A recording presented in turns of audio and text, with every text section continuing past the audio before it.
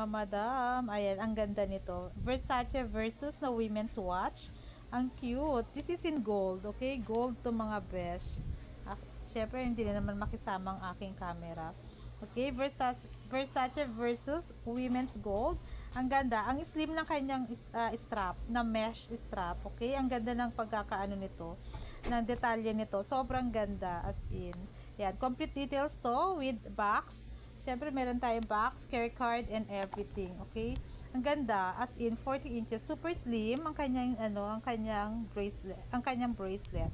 Okay? Yan. Ang ganda ng kanyang details, mga besh.